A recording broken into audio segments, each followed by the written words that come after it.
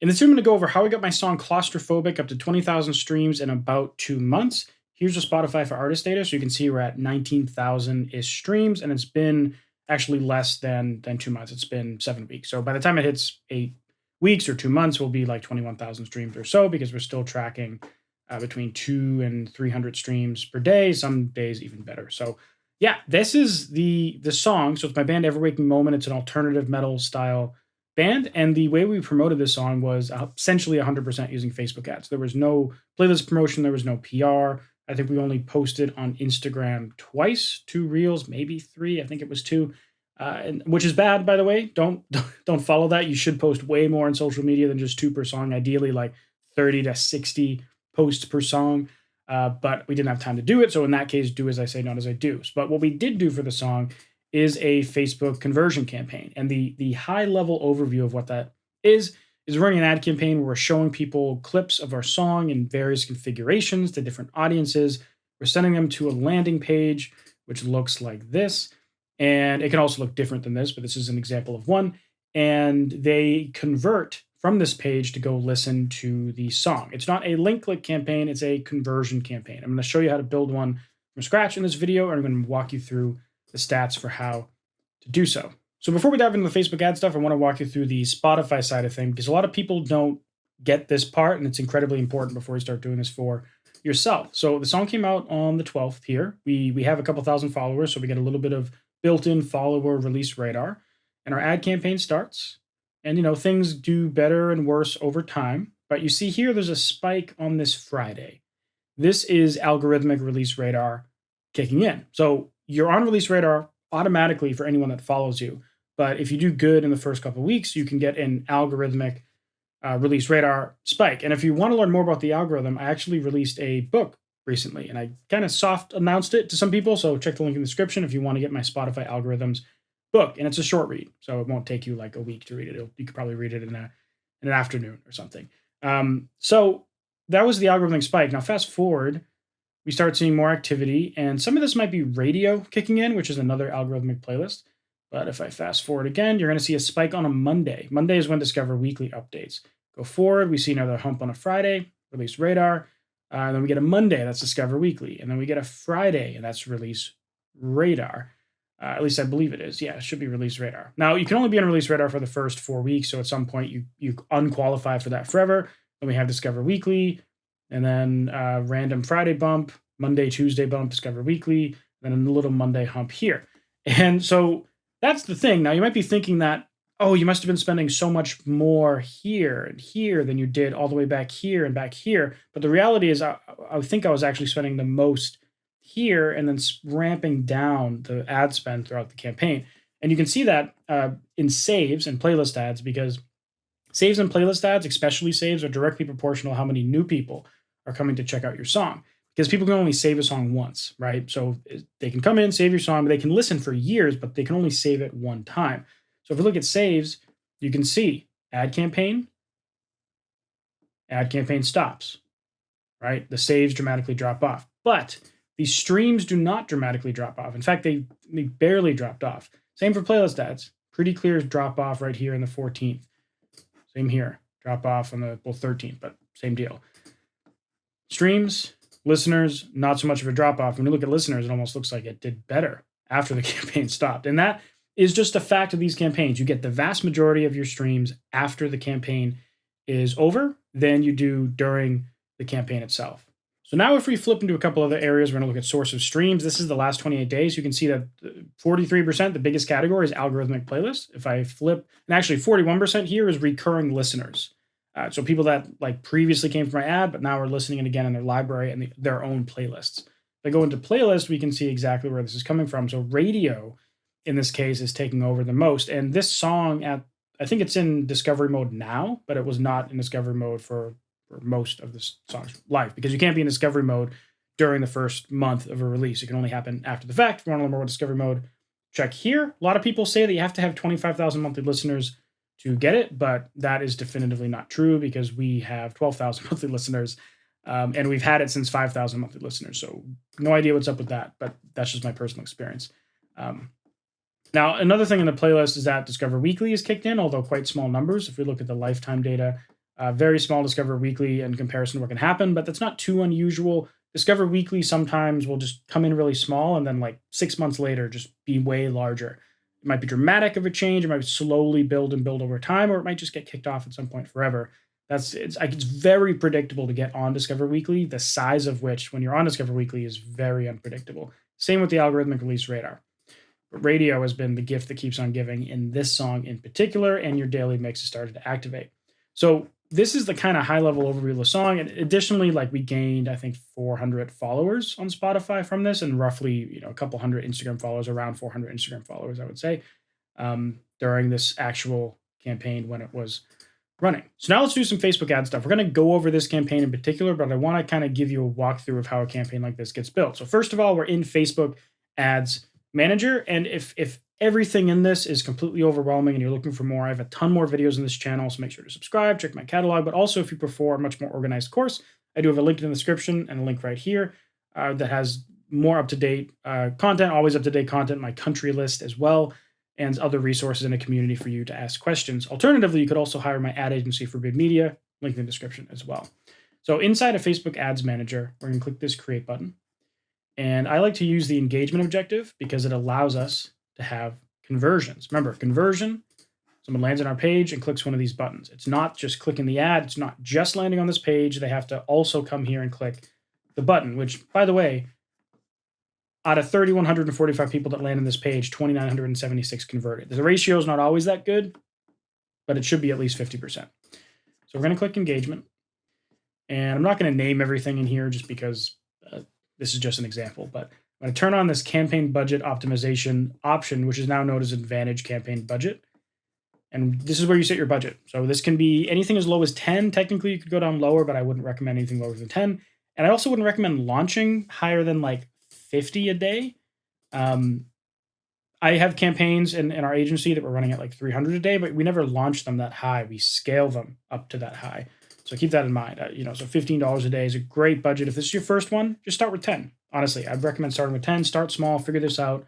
When you figure it out and you know what kind of results you can get from it, then you can spend more money if you have the budget.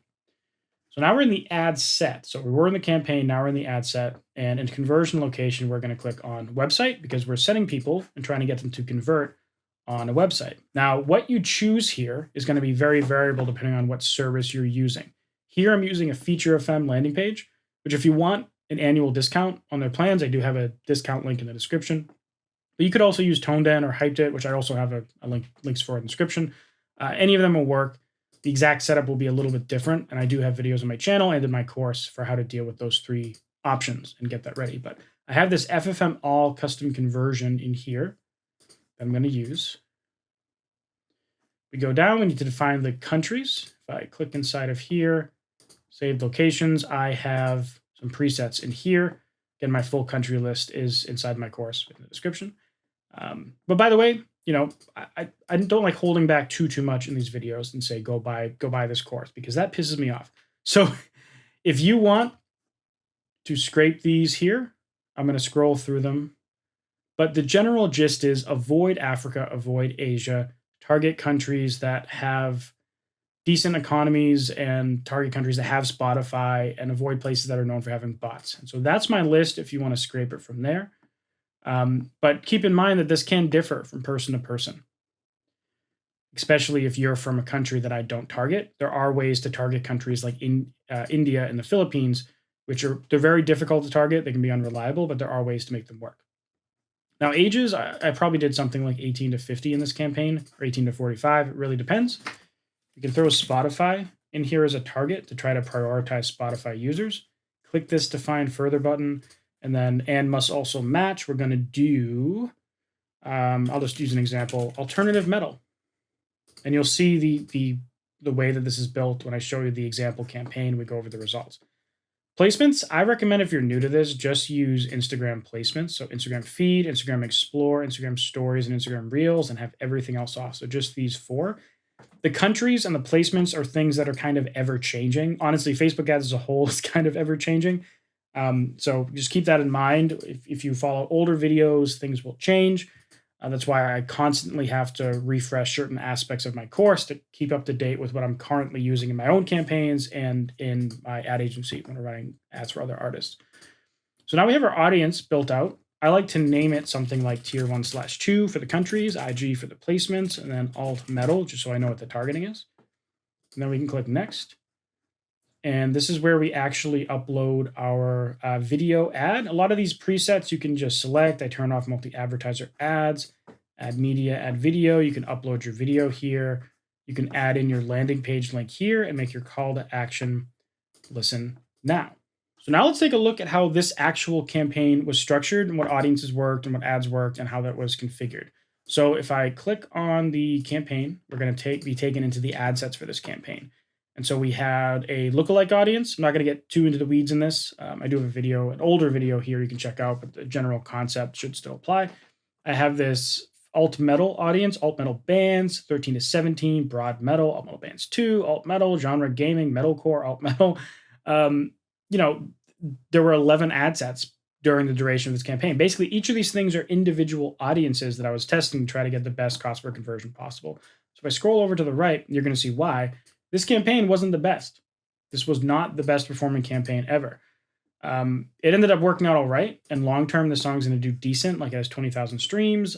I would expect the next 6 months it'll double. And over the next year, it will triple, quadruple. Depending on algorithm performance, it might do way better. And also next song performance as well. The main goal of campaigns like this is not to make money per se. You can have songs that profit drastically. And I'll link to a video going over one of them here. I have a couple of videos on that, but think of this as top of funnel fan acquisition. Like a fan's not gonna follow you, and they're not going to come to a show or buy your merch or subscribe to your Patreon if they don't like your music first. So that's how I treat these campaigns. But back here, you can see that usually my target is to get this to less than 30 cents per conversion. This is like what you're paying per conversion. And here was 50 in the 50s, right? 54 is the average. And the reason why we tested all these audiences, right? We had an audience that was $2.28. We had another one that was $1. Another one was $1.04, 61, 58. And through testing, we were able to find ones that were a little bit better, right? We didn't get it too much lower, but these countries here, I was doing a mix of tier 1, tier 2, which is what I consider the cheaper combination as expensive and cheaper countries. But I also had more than half of the budget go to what I'm now calling HP countries, but it's effectively tier 1. They're just the higher paying Spotify countries. And so these are more expensive. So the tier 1 got more than half the budget because I found that the tier 2 wasn't cheaper than tier 1. So I just let it be mostly tier 1 and just ate the cost. And it you can argue whether or not that was a good decision or not in the comments, but these are different audiences. Now, if I flip into any one of these given audiences, you're going to see the different ads. So I tested out 5 different ads, and you can see why I did that here. We had an ad that was $1. We had an ad that was 92 cents, 85 cents, 66 cents, and 54 cents. If I only tried part 5 or part 3, I'd end up with a cost that was over 90 cents a conversion. But because I tested all these different parts of the song, it ended up being 54 cents.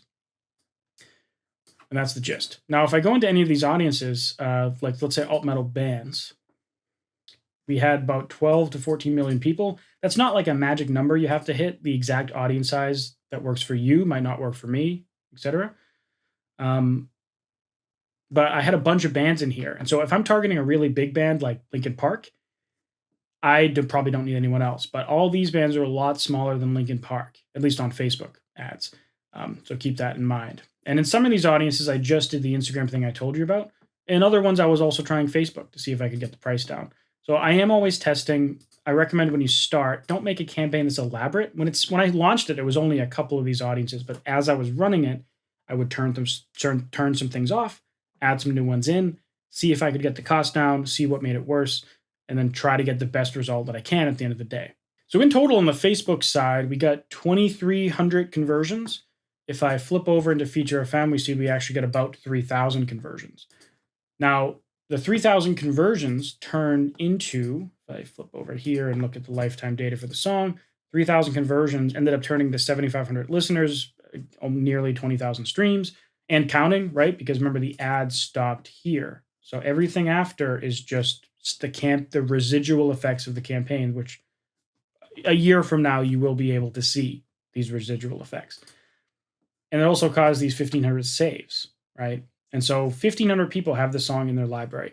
1,000 people have this song in their playlist, and 400 or 500 extra people follow my band Every Breaking Moment now, in addition to all the Instagram stuff and the YouTube stuff, etc. So those are some of the benefits. If you want to learn more about the benefits, you can check out this video that I have right here showing all the other side effects that you can get from campaigns like this. And if you prefer an organized course to learn all this stuff, I do have a ton of other videos on this channel, but I do have my course linked down below, or you can find that guy right here. And I have an ad agency called Forbid Media, which is also linked down below. Anyways, thanks so much for watching, and I'll see you in the next video. Bye.